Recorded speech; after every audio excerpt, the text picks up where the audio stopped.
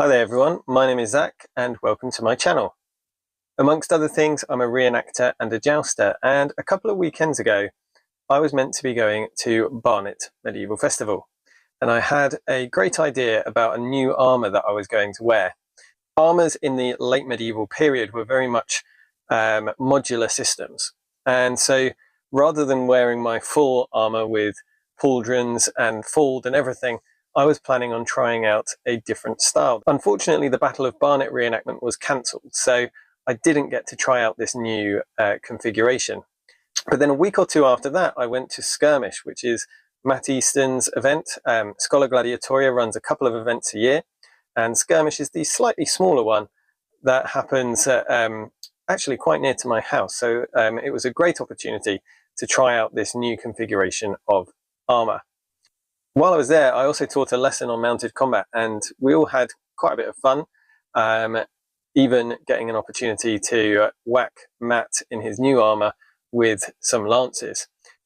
I also filmed a video about this new armour, and unfortunately the microphone didn't work, so I'm really hoping that the microphone works this time.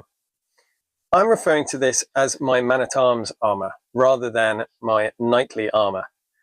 The armour that I had made was based on the Lingfield effigy, and it is head-to-toe plate armour, including sabatons, pauldrons, and when it's finished it will need a great bassinet as well. Stay tuned for that, because I'm hoping that we can make one of those this winter. But not everyone on the medieval battlefield was clad head-to-toe in plate.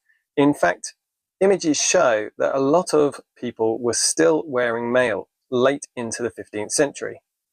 Maille shirts were often used alongside other pieces of plate armour, and as you can see from these images, people were very often just using maille to cover their arms, and maybe didn't even have a fold at all. So I decided to try this out with my armour, and I'm wearing my leg armour as usual, but then I have a maille shirt on. Now, I was able to purchase this maille shirt thanks to the support of my patrons, and this is in a way a bit of a review of that maille shirt as well. This shirt was bought from eBay, and I will put a link to the eBay shop down below. It was one of the cheapest ones available, so it was a bit of a risk, but it seemed like something that if it was good enough, then it would be worth the risk at that price. The shirt itself is steel and it is riveted. The rings themselves are punched out of a flat sheet rather than drawn wire. This will reduce the strength of them slightly, and so I wouldn't recommend this shirt if you're planning on doing any kind of testing, because any weak spots will be going across the rings, and therefore the rings will be weaker than if they were made out of drawn wire. However, if you're looking for something to work as a reenactment shirt that gives some protection but looks the part and is fully riveted, then this is an excellent choice.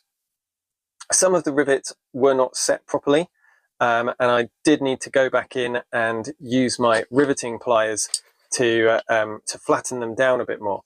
I don't know if that's just on the shirt that I found, but again, for the price, that was something that I was happy to do. The shirt was quite small, and thankfully I am quite slim, but it was still very difficult to get on over my shoulders, and I did have to widen the neck somewhat. Strangely, it also had a riding cut in the front, but not in the back. This has actually allowed me to edit the neck, and I've opened up the neck so that I can wear it what was technically back to front, which puts the slit at the back and a full coverage at the front. This is something that I'm hoping to close up in the end, because in the artwork that I've seen, I have not yet seen any maille shirts or skirts that have a slit down the back.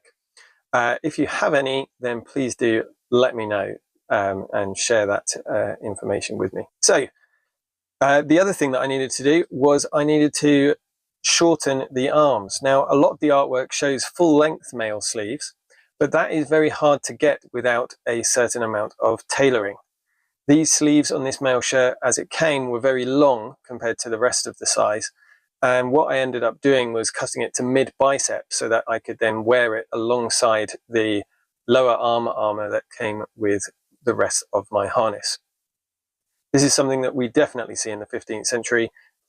We see it in Italian art. There's examples of it in the Beecham pageant as well.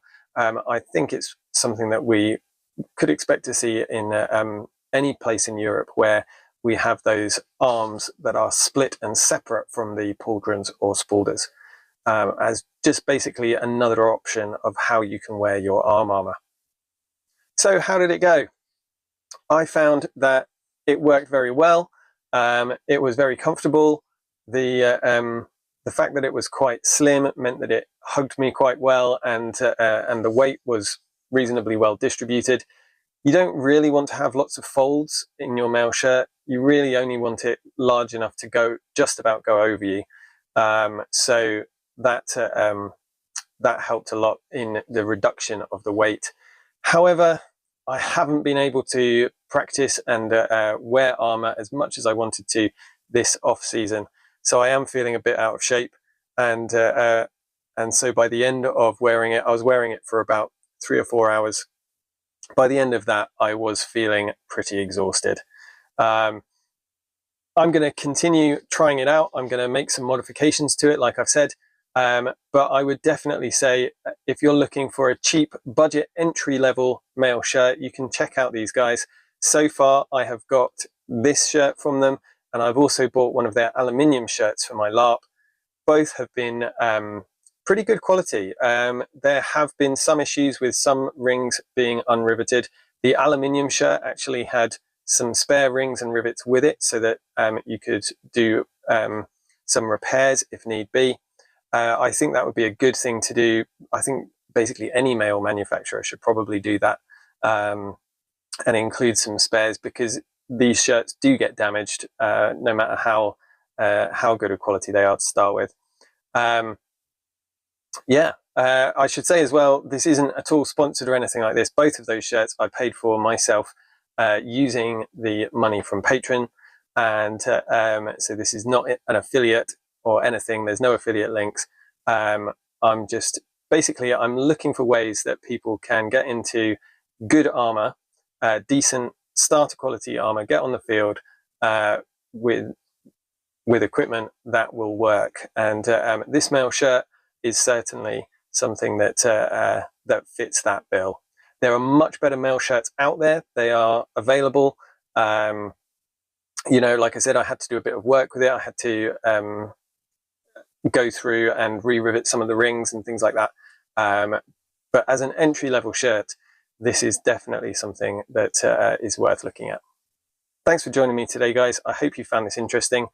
Tewkesbury is coming up fast, so if you do see me there, then do come and say hi, and I will definitely be doing some more filming there and getting some more videos together about my kit for LARP, because Empire is coming up fast as well.